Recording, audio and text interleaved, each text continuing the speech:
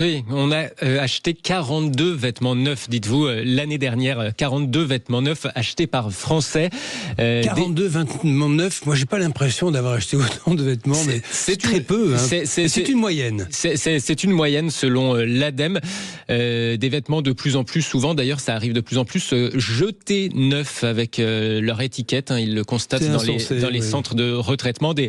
Cet été, l'éco-contribution des marques pour le retraitement de leurs produits a donc été relevée.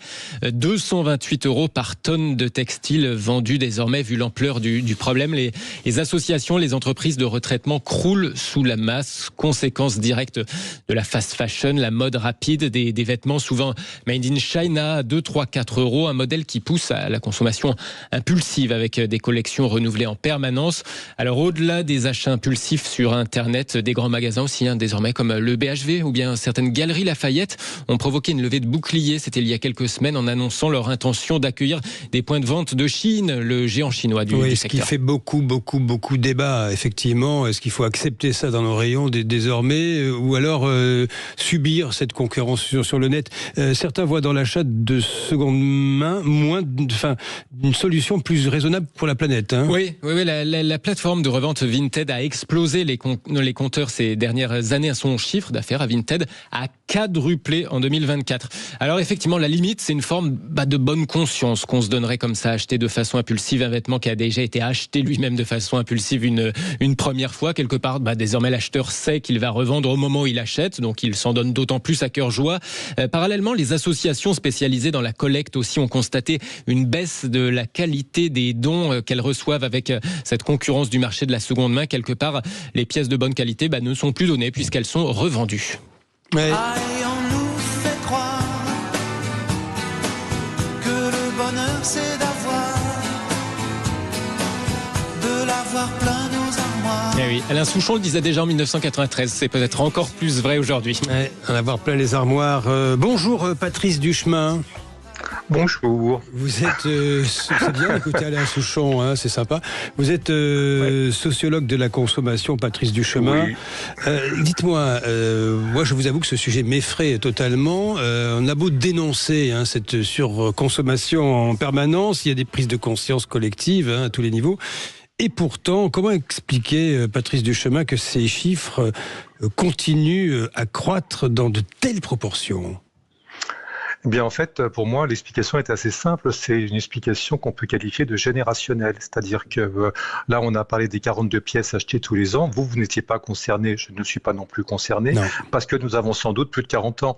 Et donc, c'est assez simple, en fait, à comprendre. C'est-à-dire que la génération qui est née au début des années 2000, qui est née dans les années 90-95, qui est née avec les nouvelles technologies, eh bien, ils ont découvert Vinted. Vinted, c'est pour la nouvelle génération l'équivalent des galeries Lafayette, puisqu'on les a cités, mais ça peut être aussi le printemps ou des grands magasins, pour leurs parents. C'est-à-dire que chaque type de distribution, chaque réseau de distribution plaît, séduit et correspond à un type de génération, un type d'âge.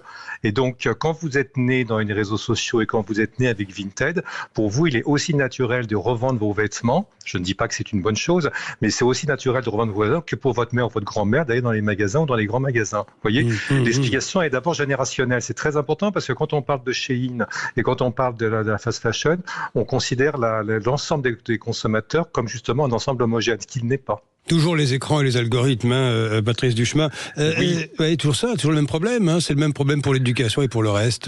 C'est une espèce de transformation, de bouleversement, de bourrasque sur notre société. Oui. Vous êtes d'accord avec ça, vous ? Oui, enfin bourrasque, je ne sais pas, parce que bourrasque, c'est un mot négatif. En tout cas, c'est une mutation. Oui. Mais vous savez, quand les centres commerciaux sont arrivés, et les gens qui vivaient, les commerces de centre-ville se sont plaints. Quand Internet est arrivé, les centres commerciaux se sont plaints. Et en fait, il y a toujours quelqu'un qui prend la place de quelqu'un. Vous voyez ce que je veux dire ? C'est-à-dire que ça, c'est ce qu'on appelle l'évolution du commerce. Et donc, c'est pas la peine de dire « Ah ben oui, c'était mieux avant, on va se débarrasser de Chine, etc. » Je sais bien qu'il faut faire des choses contre Chine et contre la fast fashion, mais il n'empêche qu'il faut trouver d'autres manières de présenter la consommation, surtout de vêtements, plutôt que de se dire « On va essayer de tout faire pour qu'il n'arrive pas. » Vous avez raison. Question de Félix Mathieu. On évoquait donc ces plateformes de revente. L'achat de seconde main, c'est pas non plus l'alpha et l'oméga pour régler la facture environnementale de tout ça. Ah non, c'est ni l'alpha ni l'oméga du reste.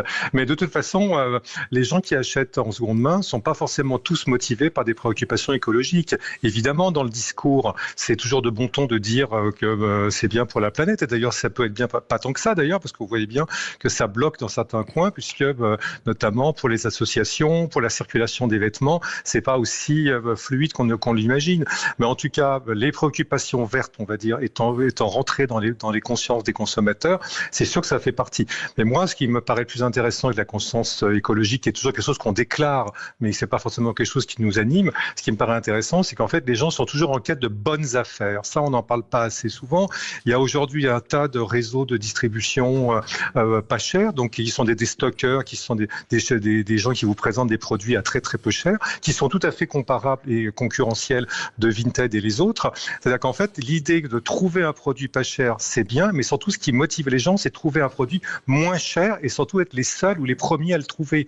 Donc vous voyez, la consommation, c'est devenu un peu une chasse au trésor. C'est-à-dire que la quête de bonnes affaires, c'est aussi la quête de trouver quelque chose avant les autres. Donc il y a de la valorisation de soi. C'est pas simplement un exercice mécanique qui consisterait à cliquer sur des produits à 2 €, vous voyez. Félix. Si je vous entends bien, on se dit que l'idée d'aller vers des achats moins impulsifs, des vêtements qui seraient peut-être plus durables, mais aussi plus chers, qu'on achèterait moins souvent, ça paraît presque un vœu pieux dans ces conditions. C'est un vœu pieux, c'est-à-dire qu'en fait, comme il y a une tension économique aujourd'hui chez les foyers, eh bien, vous avez forcément, plus il y a de tension économique, plus vous avez forcément l'envie de trouver des produits pas chers. Mais un produit pas cher, c'est forcément aujourd'hui un produit de mauvaise qualité. Mais l'équation difficile à résoudre, c'est de prouver qu'il peut y avoir des produits pas chers qui sont de bonne qualité. On peut produire en France, il y a des vêtements, il y a des enseignes, je pense à ProMode, je pense à Kiabi, etc., qui sont des enseignes françaises qui arrivent à produire un peu cher. Donc en fait, il faut bien évidemment rappeler les conditions de production des produits, bien évidemment éduquer chez les consommateurs, bien évidemment tout faire pour produire de qualité à pas trop cher, parce qu'effectivement on sera jamais aussi peu cher qu'un fabricant chinois, mais les solutions existent et les jeunes, parce que l'approche générationnelle est fondamentale, vous voyez que dans plein de secteurs, les jeunes ont évolué. Les jeunes, par exemple, sont aujourd'hui plus habitués à faire du sport parce qu'ils ont été élevés avec l'idée de faire bouger, etc., à trier les déchets, etc. Donc il y a des mouvements quand même qui sont en action, mais ça prend du temps. C'est-à-dire que pas très cher et éthique même du point de vue de ceux qui sont à l'usine à produire, ça existe. Oui, parce que en fait, le problème de Shein, c'est pas tant, bien sûr, c'est parce qu'ils produisent des produits pas chers, mais c'est qu'en fait, ils produisent en grande quantité. Vous avez des enseignes comme Primark, par exemple, qui produisent des produits plutôt basiques, donc ils sont pas tout le temps à produire des nouveautés en écoutant les IA et puis pour savoir ce que les gens attendent. Ils produisent plutôt des produits basiques. Donc quand vous produisez beaucoup de produits basiques, eh bien vous pouvez produire des produits peu chers, mais quand vous essayez de coller à la mode et de produire des produits qui ont une durée de vie de 3 semaines, de 4 semaines, parce que c'est la tendance du moment, c'est là que le système dérape.